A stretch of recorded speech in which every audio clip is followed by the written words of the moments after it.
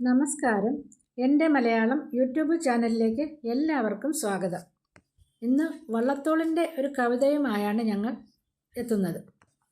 1978 October 16 Malappuram ജില്ലയിലെ തിരൂരിന് സമീപം ചേന്നക്കര ഗ്രാമത്തിൽ കുട്ടിപ്പാർവ് എന്ന പാർവതിയമ്മയുടെയും കടുങ്ങാട്ട് മല്ലിശ്ശേരി ദാമോദരൻ ഇളയതിൻ്റെയും മകനായി വള്ളത്തോൾ നാരായണ മേനോൻ ജനിച്ചു.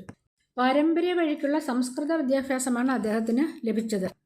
തർക്കവും വൈദ്യവുമൊക്കെ അന്നത്തെ രീതി അനുസരിച്ച് പഠിച്ച് വൈദ്യശാസ്ത്ര സംബന്ധമായ ഏതാനും കൃതികൾ അദ്ദേഹം രചിക്കുകയും ചെയ്തു. 1905 അദ്ദേഹം വാൽമീകി രാമായണം പരിഭാഷ ചെയ്യാൻ തുടങ്ങി. വാൽമീകി രാമായണം മലയാളത്തിലേക്ക് പരിഭാഷപ്പെടുത്തിയതിനാൽ അദ്ദേഹത്തെ കേരള വാൽമീകി എന്ന പേരിലും അറിയപ്പെടുന്നു. 1908 ഒരു രോഗബാധയെ തുടർന്ന് അദ്ദേഹം ബധിരനായി. ഇതേ തുടർന്ന് ബധിരവിലാപം എന്ന കവിത രചിച്ചു. 1911 ചിത്രയോഗം മഹാകാവ്യ രചന ആരംഭിച്ചു. 2 വർഷം കൊണ്ട് അത് മുഴുമിച്ചു. മഹാകവി ഉള്ളൂരും മഹാകവി വള്ളത്തോളും മഹാകാവ്യം എഴുതി മഹാകവി ആയവരാണ്. എന്നാൽ കുമാരനാശാൻ മഹാകാവ്യം എഴുതാതെ മഹാകവിയായതാണ്. അത് ഞാൻ കഴിഞ്ഞ വീഡിയോയിൽ പറഞ്ഞിട്ടുണ്ട്. ബന്ധനസ്ഥനായ അനിരുദ്ധൻ, ശിഷ്യനും മകനും, മഗ്ദലന മറിയം തുടങ്ങിയ ഖണ്ഡകാവ്യങ്ങളും സാഹിത്യമഞ്ജരി ആദ്യത്തെ 4 ഭാഗങ്ങളിൽ ചേർത്തിട്ടുള്ള 50-ലധികം ലഘു കവിതകളും അദ്ദേഹം രചിച്ചിട്ടുണ്ട്. പുരാണ പശ്ചാത്തലത്തിൽ നിന്നും വള്ളത്തോൾ രചിച്ച കവിതയാണ് ശിഷ്യനും മകനും. പരശുരാമൻ ഗണപതി ഭഗവാനുമായി യുദ്ധം ചെയ്യുന്നതാണ് ഇതിലെ പ്രതിപാദ്യ വിഷയം. 1958 മാർച്ച് 13 79-ാം വയസ്സിൽ അദ്ദേഹം അന്തരിച്ചു. ശിഷ്യനും മകനും എന്ന കവിതയുടെ വിശദാംശങ്ങളുമായി ഗീത നിങ്ങളോടൊപ്പം എത്തുന്നതാണ്. നന്ദി. നമസ്കാരം. ശബ്ദസുന്ദരൻ എന്ന വിശേഷണത്തിന് അർഹനായ വള്ളത്തോളിൻ്റെ സുന്ദരമായ കൃതികളിലൊന്നാണ് ശിഷ്യനും മകനും. നമുക്ക് ഏറ്റവും പ്രിയപ്പെട്ടവരായ 2 പേർക്കിടയിൽ വലിയൊരു പ്രശ്നമുണ്ടാകുമ്പോൾ ആരുടെ പക്ഷത്ത് നിൽക്കും എന്ന നിസ്സഹായ അവസ്ഥ പലപ്പോഴും നമുക്കുണ്ടാകാറുണ്ട്. അത്തരമൊരു ധർമ്മസങ്കടത്തിൽ പെട്ടുപോകുന്നു ശിവഭഗവാൻ. അതുപോലെ തന്നെ തൻ്റെ മകനുണ്ടായ അത്യാപത്തിൽ അതീവ ദുഃഖിതയും അതേസമയം തന്നെ കോപിഷ്ഠയുമായി മാറുന്നു പാർവതീദേവി.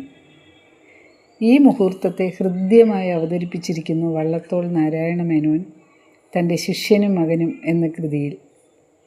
പരമശിവൻ്റെ ഏറ്റവും പ്രിയപ്പെട്ട ശിഷ്യനാണല്ലോ പരശുരാമൻ.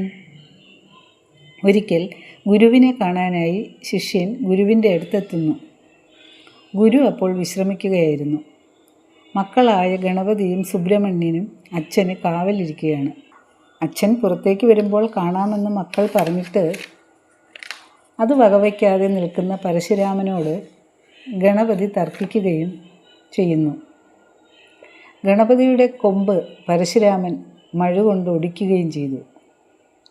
ചോരയിൽ കുളിച്ചു നിൽക്കുന്ന മകൻ്റെ സമീപത്തേക്ക് ഓടിയെത്തുന്ന പാർവതീദേവി മകനെ വാരിയെടുക്കുന്നു. തൻ്റെ ഭർത്താവിൻ്റെ നേർക്ക് കയർത്തുകൊണ്ട് ദേവി നിൽക്കുകയാണ്. പാർവതിയുടെ ഈ മനോഹരമായ ചിത്രം വള്ളത്തോൾ ഇപ്രകാരമാണ് പറയുന്നത്: ഉടൻ മഹാദേവി ഇടത്തു കൈയാൽ അഴിഞ്ഞ വാർഭവും കുഴലൊന്നൊതുക്കി ജ്വലിച്ച കൺകൊണ്ടൊരു നോക്ക് നോക്കി പാർശ്വസ്ഥനാകും പതിയോടുരച്ചു കിട്ടിയിലയോ ദക്ഷിണ വേണ്ടുവോളം വിശിഷ്ടനാം ശിഷ്യനിൽ നിന്നിതാനീം രാമൻ ജഗത് സത്തമനാണ് പോലും വിദ്യാർപ്പണം പാത്രമറിഞ്ഞു വേണം എന്നും കൂടി പറയുന്നുണ്ട്. ദേവിയുടെ ഈ ഭാവം നല്ലൊരു വാങ്മയ ചിത്രം നമുക്ക് സമ്മാനിക്കുകയാണ്. ആരുടെ പക്ഷത്ത് നിൽക്കും താനെന്ന് ധർമ്മസങ്കടത്തിൽ ശിവൻ.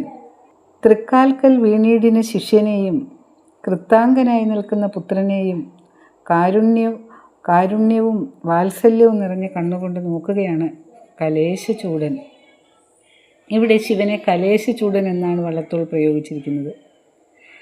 എന്തെന്നാൽ ചന്ദ്രക്കല ചൂടിയവൻ. അവിടെ ശിവൻ ഒരു ശാന്തനായ മനസ്സ് കുളിർമയുള്ള ഒരാളായിട്ടാണ് അവതരിപ്പിച്ചിരിക്കുന്നത്.